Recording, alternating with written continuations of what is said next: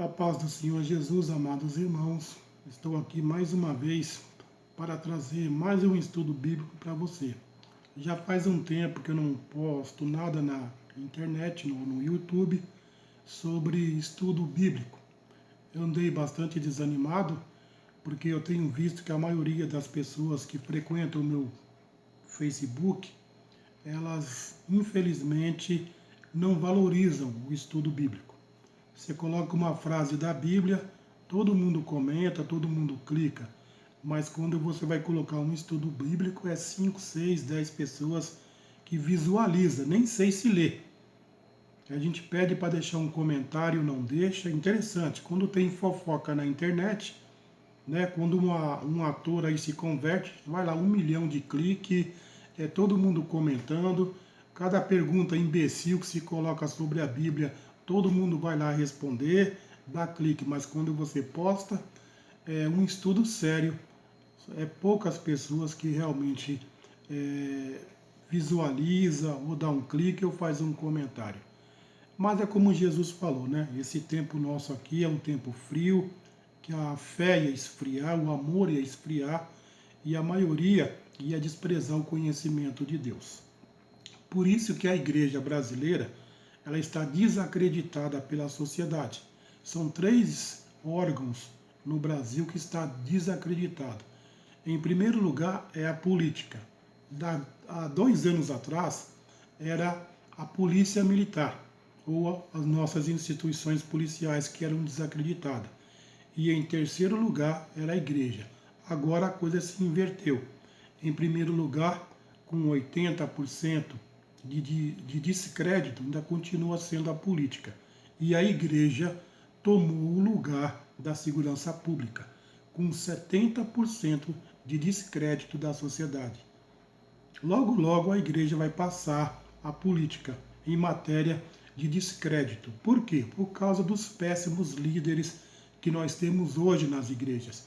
Homens que não são compromissados com a verdade de Deus, homens que não querem ter conhecimento e não querem que a igreja tenha conhecimento. Jesus disse, porventura, um cego pode guiar outro cego?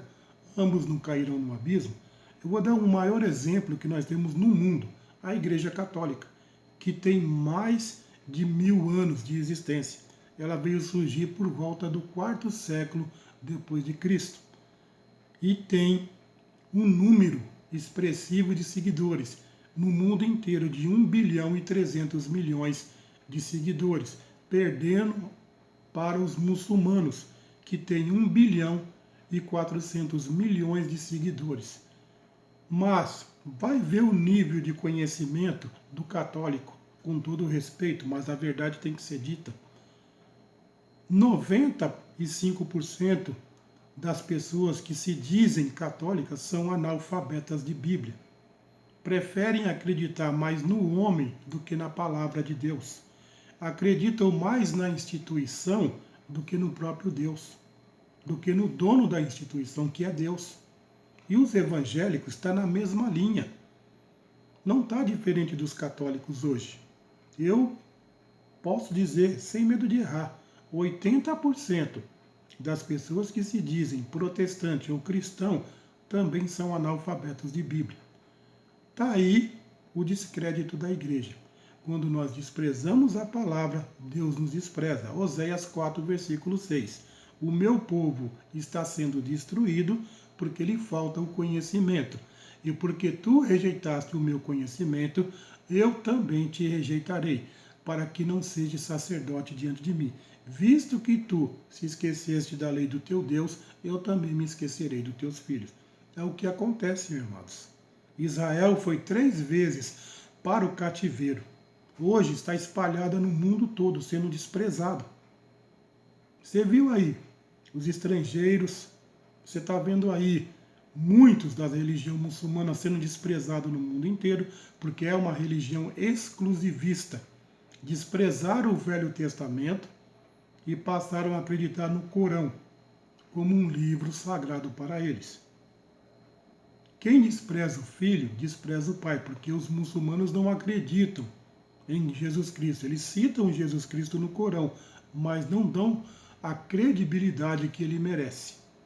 Não o reconhece como um verdadeiro filho de Deus, né? E estão pagando um preço caro aí até hoje, sendo expulso de tudo quanto é país, morrendo afogado, né? A Síria e tantos outros países que estão em guerra. Por quê? Porque desprezam o Filho de Deus. E quem despreza o Filho, como diz a Bíblia, despreza o próprio Pai. Porém, irmão, quero falar hoje a respeito do livro do profeta Malaquias. Malaquias, que quer dizer o meu mensageiro. Um profeta que teve seu livro, a sua autoria escrita mais ou menos por volta do 5º século antes de Cristo, na época do profeta Neemias, quando ele veio da Pérsia por volta de 433 a 424 a.C., né? Os sacrifícios estavam sendo realizados no segundo templo. Os sacerdotes tinham perdido credibilidade. Você vê, o templo foi reconstruído. Neemias ajudou a reconstruir, inclusive levantou os muros, né? O rei Josias conseguiu trazer um avivamento novamente para o templo, mas caiu no esquecimento e o povo voltou a relaxar novamente. Então, na época do profeta Malaquias, a coisa estava pior. E quem é que estava levando o povo a se perder? Os sacerdotes, que eram os líderes, que deveriam estar instruindo o povo na palavra, infelizmente estavam deturpando a palavra de Deus. Estavam trazendo, como diz o profeta Malaquias, pão imundo e colocando no altar de Deus. É sobre esse profeta que eu quero falar com você hoje. Esse é um livro que não é pregado nas igrejas. Quase ninguém prega o livro de Malaquias, a não ser Malaquias 3,10, que fala do dízimo. Por quê? Porque Malaquias foi usado de uma forma por Deus para ir contra e mostrar o pecado dos sacerdotes. Não só Malaquias, como Ezequiel, Jeremias, Ageu, Oséias. Todos esses homens também pregaram contra os líderes do templo daquela época. É por isso que muitas das vezes esses livros quase não são pregados nas igrejas de hoje. Infelizmente, é uma realidade que a gente está vivendo, né, irmãos? Só para os irmãos terem uma base, eu vou ler aqui um tópico do pastor Hernandes Dias Lopes, que eu gosto muito, homem muito dedicado ao estudo, muito inteligente, e eu não tenho vergonha nenhuma de usar os seus livros, né? Porque é para conhecimento, não foi para ficar guardado dentro de uma gaveta. Diz assim, ó, Deus chama o seu povo para a audiência, Malaquias 1, 1 a 5. Os bons tempos haviam ficado para trás. Olha só. O tempo dos milagres tinha passado com Elias e Eliseu. O cativeiro babilônico era apenas uma amarga lembrança dos antepassados. As reformas feitas por Neemias já estavam caindo no esquecimento. A rotina das cerimônias religiosas era mantida, mas sem entusiasmo. Era um tempo de apatia e sonolência espiritual. Na verdade, tanto a liderança quanto o povo estavam vivendo uma espécie de torpor espiritual, ou dormência. Você acha que hoje é diferente, irmão? Você acha que o povo hoje não está dormindo? Cultos cansativos, sem vida, pregações cansativas, repetitivas, que só falam de 3 coisas: bênção, vitória e milagre. Isso tem cansado o povo. E o povo, infelizmente, se contenta com pouco. Basta você pregar o que o povo quer ouvir, você já alegra todo mundo.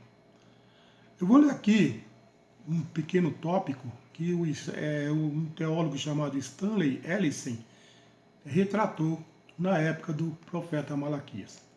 Apesar do templo ter sido reconstruído em 516 a.C., o sistema de culto restaurado de maneira digna por Esdras em 457 a.C.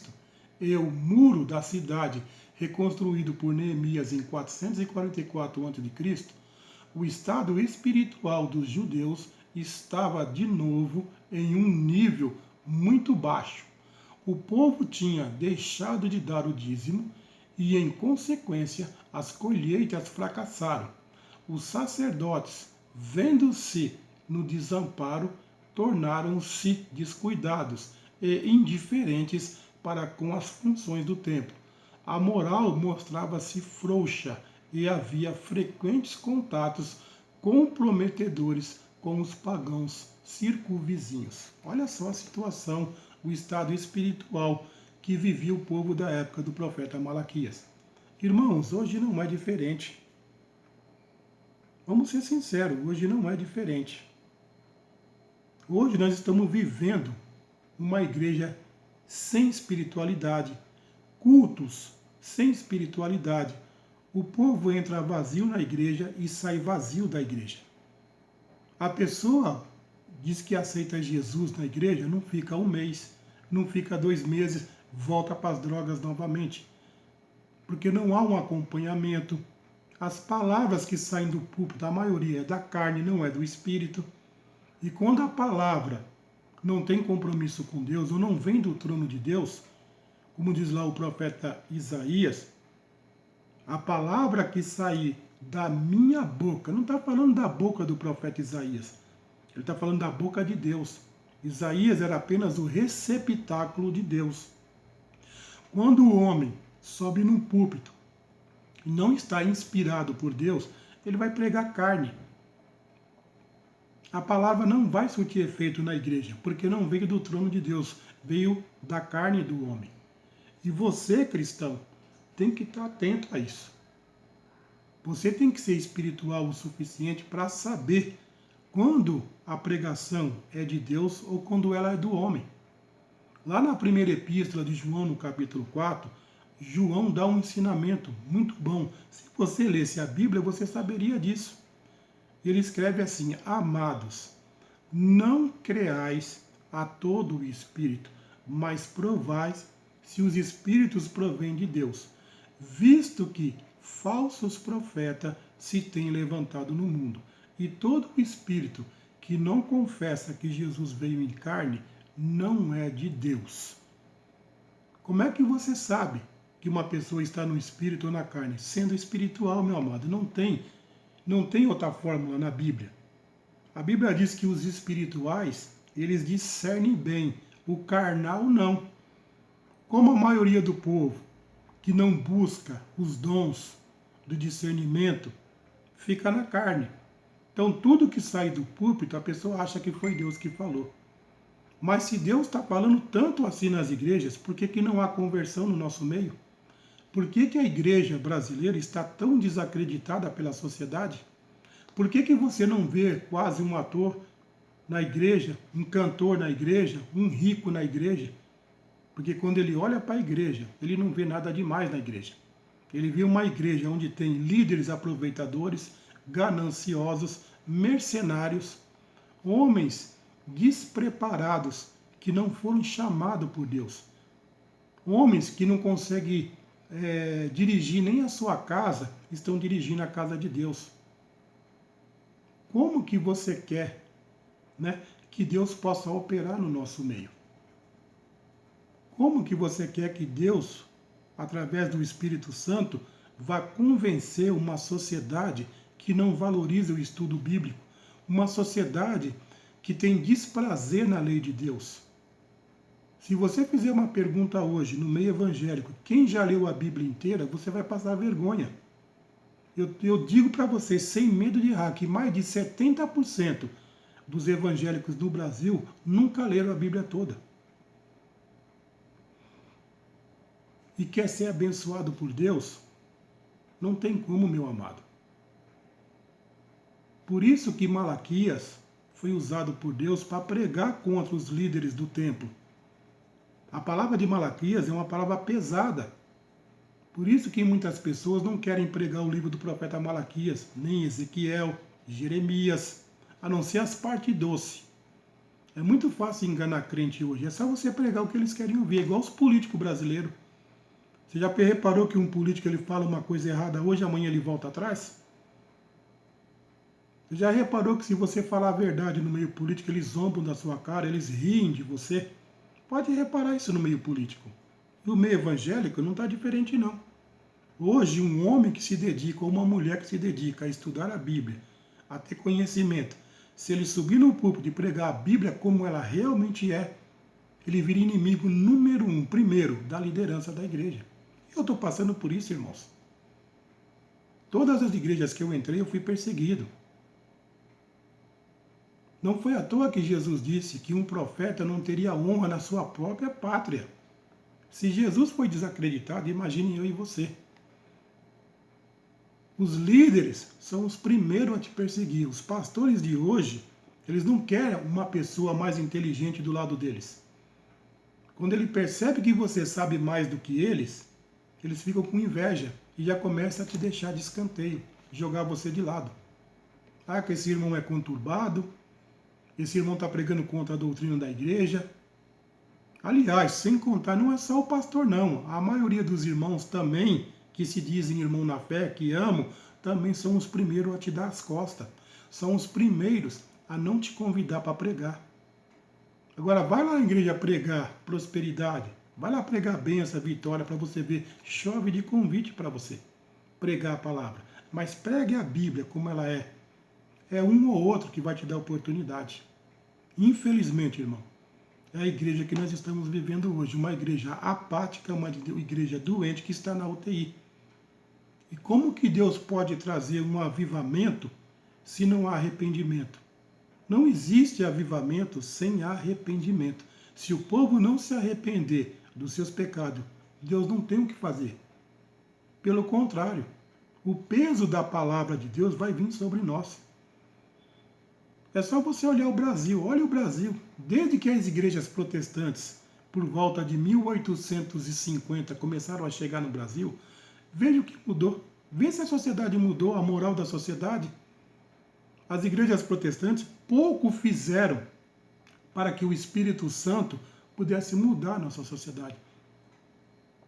Graças a Deus, agora é que Deus permitiu um presidente cristão, apesar de ser católico, mas eu creio que Deus vai convertê-lo mais ainda, que ele é novo convertido, que é o presidente Bolsonaro.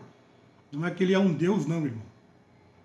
Mas eu creio que, aliás, todos os governos do mundo, direta ou indiretamente, é Deus que coloca e Deus que tira. O Brasil não mereceu um presidente, antes do Bolsonaro, cristão, porque sempre foi um país idólatra. Mas pela misericórdia de Deus, eu acredito que o Senhor vai mudar um pouco a história desse país.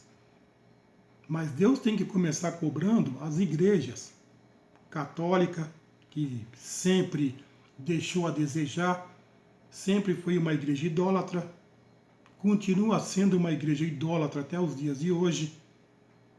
Mas as igrejas protestantes foi levantada para fazer a diferença que a igreja católica não fez nesses mais de 1000 anos. E infelizmente, as igrejas protestantes ou está igual ou está pior do que a igreja católica. Mas eu creio que mesmo dentro da igreja católica tem pessoas fiéis, assim como tem também dentro das igrejas protestantes, e como também tem pessoas justas em outras religiões. Eu não vou discriminar aqui. Até porque a salvação não vem de mim, não vem da igreja. O papel da igreja não é salvar ninguém. A igreja não vai salvar ninguém. Se tem 3 coisas que a igreja nunca foi e nunca vai ser, a igreja não é o caminho, nem é a verdade e nem é a vida. O papel da igreja não é salvar. O papel da igreja é apontar o caminho através do evangelho. Esse é o verdadeiro papel da igreja. A igreja não é para dar emprego para ninguém. Não é o papel da igreja dar emprego para ninguém. Dar emprego é papel do governo, da prefeitura do estado e do governo federal. Esse é o papel. Agora, Deus pode agir, pode, se nós formos fiéis. Como ele falou lá no livro de Deuteronômio, capítulo 28.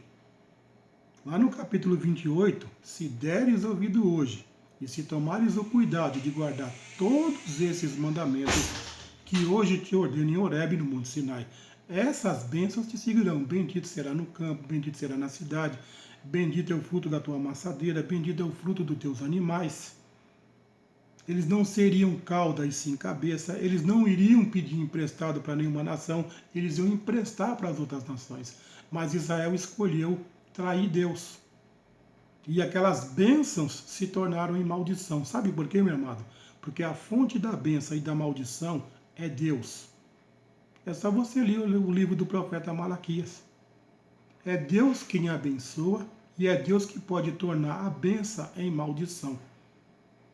Amém, irmão? Então hoje eu vou ficar por aqui. É só um tópico que eu trouxe para você, que eu quero falar a respeito do livro do profeta Malaquias. Depois eu vou trazer mais algumas instruções para que a gente possa aprender junto um com o outro. Irmãos, eu peço em nome de Jesus, vamos voltar para o estudo da palavra, irmão. Vamos sair desse marasmo, dessa sonolência espiritual que nós estamos vivendo. A palavra de Deus, ela é viva e eficaz. Se nós não voltarmos para o estudo da palavra, a igreja entrará em colapso, já está em colapso. Fica aqui a dica. Amém? Que Deus abençoe a todos. Obrigado.